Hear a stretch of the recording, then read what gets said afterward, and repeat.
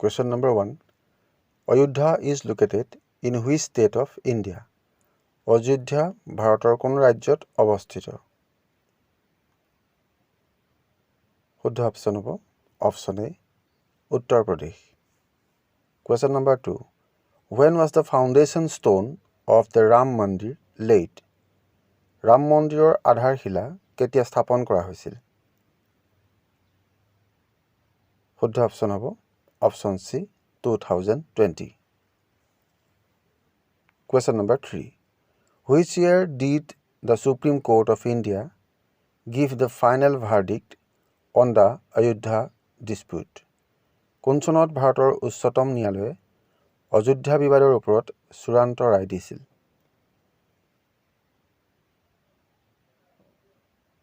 শুদ্ধ অপশ্যন হ'ব option B 2019। Question number 4. How many pillars does the Ayodhya Ram Mandir have? Ayodhya Ram মন্দিৰৰ কেইটা স্তম্ভ আছে?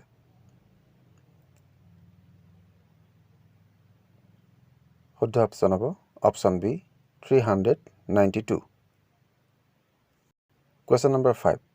Ayodhya is situated on the bank of which river? Ayodhya কোন নদীৰ পাৰত অৱস্থিত? শুদ্ধ অপশ্যন হ'ব option C Sarayu. Question number 6. Which Hindu festival is associated with Lord Ram's return to Ayodhya? কোনটো হিন্দু উৎসৱ ভগৱান ৰামৰ অযোধ্যালৈ উভতি অহাৰ লগত সম্পৰ্কিত? শুদ্ধ অপশ্যন হ'ব option A Diwali. Question number 7. Who sculpted the idols of Ramlala for the Ram Mandir? Ram মন্দিৰৰ বাবে ৰামলালাৰ মূৰ্তি কোনে নিৰ্মাণ কৰিছিল? শুদ্ধ অপশ্যন হ'ব option C Arun Yogiraj. Question number 8. What is the significance of the black stone used in the Ram Mandir's foundation?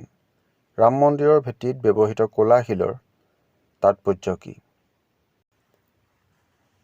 শুদ্ধ অপশ্যন হ'ব অপশ্যন বি ভগৱান বিষ্ণুৰ প্ৰতীক। Question number 9. Who was the Prime Minister of India during the Babri Masjid demolition in 1992? 1992 চনত বাবৰি মছজিদ ধ্বংসৰ সময়ত ভাৰতৰ প্ৰধানমন্ত্ৰী কোন আছিল? শুদ্ধ অপশ্যন হ'ব option A Narasimha Rao. Question number 10. What is the name of the trust behind the construction of the Ram Mandir? Ram মন্দিৰ নিৰ্মাণৰ আঁৰত থকা ন্যাসৰ নাম কি? শুদ্ধ অপশ্যন হ'ব অপশ্যন বি ৰাম জন্মভূমি তীৰ্থক্ষেত্ৰ ন্যাস। Question number 11. When the Bhumi Pujan of Ayodhya Ram Temple was done? কেতিয়া অযোধ্যা ৰাম মন্দিৰৰ ভূমি পূজন কৰা হৈছিল?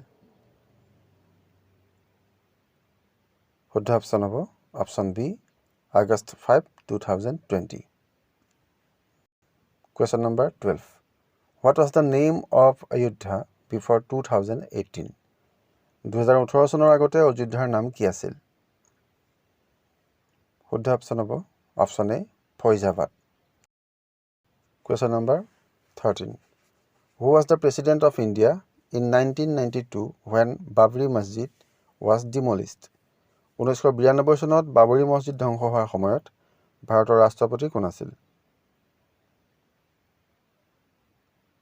শুদ্ধ অপশ্যন হ'ব option B Shankar Dayal Sharma. Question number 14. Who laid the foundation stone of the Ayodhya Ram Mandir? Ayodhya Ram মন্দিৰৰ আধাৰশিলা কোনে স্থাপন কৰিছিল? শুদ্ধ অপশ্যন হ'ব option A Narendra Modi. Question number 15. What is the height of the main dome of Ayodhya Ram Mandir? Ayodhya Ram মন্দিৰৰ মূল গম্বুজটোৰ উচ্চতা কিমান?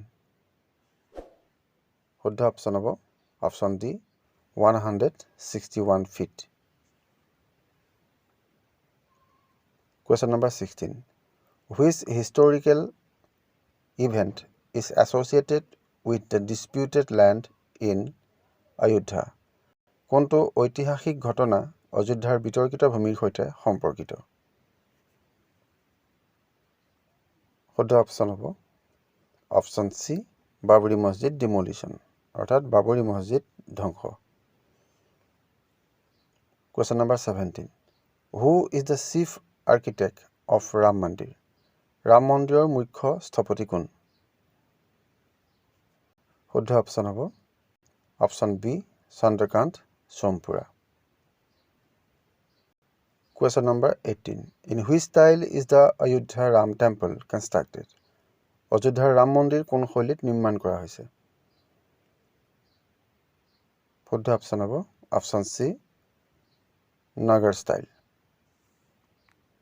Question number 19. What is the height of the Ram idol of Ram Mandir? Ram Mandirer Ram Murtir উচ্চতা কিমান? শুদ্ধ option হ'ব option A 51 inch. Question number 20. What material was used for the construction of Ayodhya Ram Mandir?